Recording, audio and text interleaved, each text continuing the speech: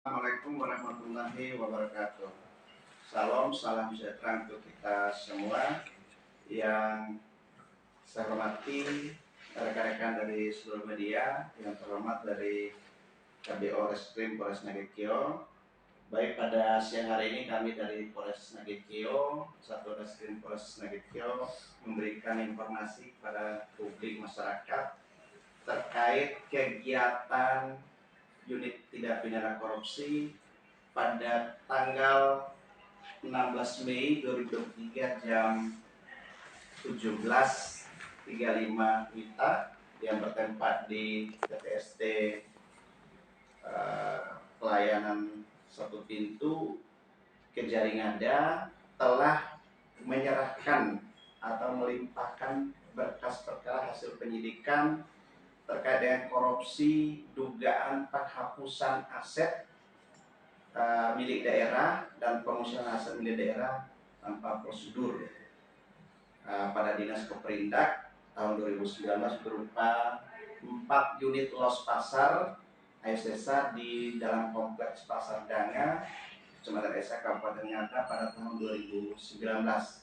Pekerjaan penghapusan kegiatan penghapusan aset dan pemusnahan aset tanpa prosedur ini telah kami tetapkan 3 orang tersangka, Gaspar Jawa, kemudian Hieronymus Suka, dan Imun Sesi Panda.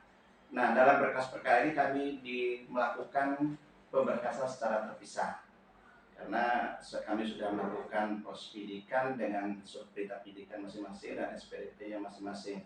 Demikian dalam pemberkasan juga berkas perkara dilakukan secara terpisah. Dalam perkara ini kami sudah melimpahkan berkas perkara hasil penyidikan 3 orang tersangka ini kemarin dan diterima di pelayanan terpadu satu pintu TTSP-nya Kejaringada di Bajawa kemarin sore. Dan saat ini berkas perkara dalam penelitian jaksa yang telah ditunjuk untuk melakukan penelitian hasil penyidikan ini.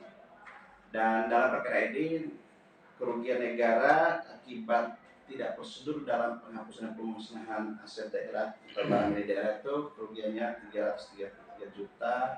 333.621.750 rupiah dan diancam pidana dalam pasal 2, junto pasal 3, junto pasal 9, junto pasal 18 Undang-Undang 31 tahun 99 tentang tindak pidana korupsi supaya diubah ditambah dengan Undang-Undang 20 tahun 2001 tentang perubahan atas Undang-Undang 31 tahun 99 tentang tindak pidana korupsi junto pasal 55 1 KUHP. Nah, sebagaimana berita sebelumnya, perkara ini kami sudah melakukan proses dan pemberkasan dan perkembangan saat ini sudah dalam tahap pelimpahan berkas perkara. Demikian yang bisa kita sampaikan kepada publik dan masyarakat terkait dengan perkembangan penanganan perkara kasus korupsi terkait penghapusan dan pemusnahan aset daerah. Ada mungkin pertanyaan dari rekan-rekan media, silakan. Ya, izin Komandan, dalam kasus ini itu santer terdengar nama Bupati juga disebut. Apakah dalam kasus ini Pak Bupati Nagekio ikut terlibat dalam proses penghilangan aset Pasar Danga?